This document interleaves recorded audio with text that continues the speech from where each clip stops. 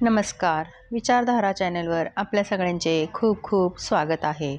आजच्या व्हिडिओमध्ये आपण पाहणार आहोत पितृपक्षामध्ये कोणत्या झाडांना पाणी घातले तर पितृदोष कमी होतील, तसेच आपल्या घराच्या अंगणात कोणती झाडे लावली तर पितृदोष कमी होऊ शकतो. हिंदू धर्मात देवदेवतांच्या पूजेसाठी अनेक प्रकारच्या झाडांची पाने, फुले व फळे यांचा उपयोग करतात. त्यात तुळस आणि पिंपळाच्या तसेच केळाचे झाड, बेलाचे झाड अशा अनेक झाडांची पूजा केली जाते. पितृपक्षात अशी झाडे लावली तर त्या व्यक्तीला पितरांचा आशीर्वाद मिळतो. चला पाहूयात घरासमोर कोणती झाडे लावल्याने पितृदोषापासून मुक्ती मिळते. सनातन धर्मात पितृपक्षाला विशेष महत्त्व आहे. पितृपक्षाची सुरुवात प्रत्येक वर्षात भाद्रपद पौर्णिमापासून होते व आश्विन महिन्यात संपते. पितृपक्षात पितरांना तर्पण आणि श्राद्ध कर्म इत्यादी केले जातात. आपण पाहूयात कोणती झाडे लावायला हवीत की जेणेकरून पितरांचा आशीर्वाद मिळेल व पितृदोष दूर होतील. बेलाचे झाड. बेलपत्र भगवान शिवजींना खूप प्रिय आहे. शिवलिंगावर बेलपत्र अर्पण केल्याने शिवभक्तांना शुभफळ प्राप्त होते.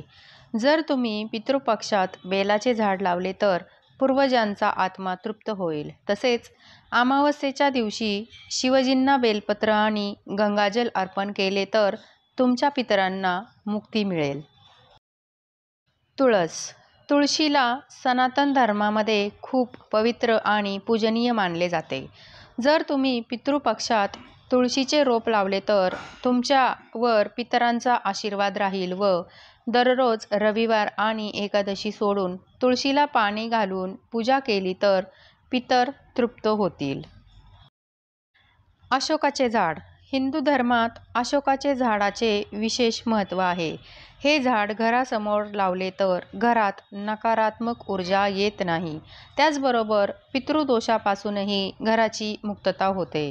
म्हणून जर तुमच्या घरासमोर जागा असेल तर अशोकाची झाडे लावा. वडाचे झाड. हिंदू धर्मानुसार वडाचे झाड म्हणजे खूप आयुष्य देणारे झाड म्हणून ओळखले जाते. जर कुणाच्या कुंडलीत पितृदोष असेल तर घरासमोर जरी जागा नसेल तर रस्त्याच्या कडेने जरी हे झाड लावले व त्याला पाणी घालून त्याचे पालनपोषण करून ते झाड मोठे केले तरीही तुम्हाला याचा लाभ होईल.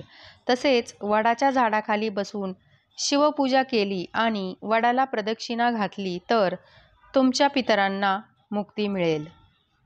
पिंपळाचे झाड. पिंपळाच्या झाडालाही सनातन धर्मात खूप महत्त्व आहे. या झाडाला खूप पवित्र मानले जाते. या झाडात सर्व देवदेवतांचा आणि पितरांचा वास असतो असे मानले जाते. म्हणून पिंपळाच्या झाडाची पूजा केल्याने शुभफळ मिळते. तसेच पिंपळाच्या झाडाखाली रोज दिवा जाळा व नंतर त्यात पाणी ओतून ठेवा. असं केल्याने तुमचे पितर प्रसन्न राहतील. त्याचबरोबर पिंपळाच्या झाडाखाली दिवा लावल्याने तुम्हाला अनेकही वेगवेगळे लाभ देखील होतील. आपण पाहिलं की कोणती झाडे लावल्याने आपल्याला पितरांना मुक्ती मिळू शकते व पित्र प्रसन्न राहू शकतात. आता आपण पाहूयात पितृपक्षात कोणत्या झाडांना पाणी घातलं तर पितर नेहमीच प्रसन्न राहतील आणि तुम्हाला आशीर्वाद देतील. पिंपळाचं झाड. विशेषतः श्राद्ध पक्षात रोज पिंपळाच्या झाडाला जल अर्पण करावं. असं म्हणतात की यामुळे कुटुंबात आनंद वाढतो. पुराणात सांगितले आहे की यामध्ये पितरांचा वास असतो. त्यामुळे पिंपळाच्या झाडावर पाणी आणि तीळ मिसळून दूध अर्पण करावं. यामुळे पितरांची तृप्ती होते. पितृपक्षाच्या प्रत्येक संध्याकाळी पिंपळाच्या झाडाखाली तेलाचा दिवा लावावा आणि पितृमुक्तीचं पठण करावं. यामुळे पितृदोष दूर होतो. पैशाचं संकटही दूर होईल. तुळशीला पाणी घालावे.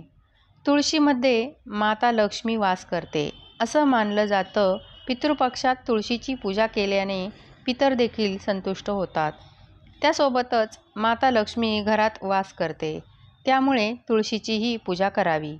पितृदोषाचे दुष्परिणाम टाळण्यासाठी 5मुखी, 7मुखी, 8मुखी आणि 12मुखी रुद्राक्ष धारण करावा. जर हे उपलब्ध नसतील तर तुम्ही नवग्रह रुद्राक्षाची माळ देखील धारण करू शकता. पितृपक्षात संध्याकाळी जिथे पाणी ठेवले असेल तिथे पितरांच्या नावानं दिवा लावावा. असं म्हणतात की यामुळे घरात सुखशांती कायम राहते. ही सर्व माहिती ज्योतिषशास्त्रानुसार सांगण्यात आली आहे. आपण यापैकी कोणतेही उपाय करू शकता व पितरांना शांत व तृप्त करण्याचा प्रयत्न करू शकता. ही माहिती तुम्हाला कशी वाटली ते कमेंट करून सांगा. आवडली असेल तर लाईक करा आणि अशाच उपयुक्त माहितींसाठी आपल्या विचारधारा चॅनलला सबस्क्राईब करायला विसरू नका. धन्यवाद.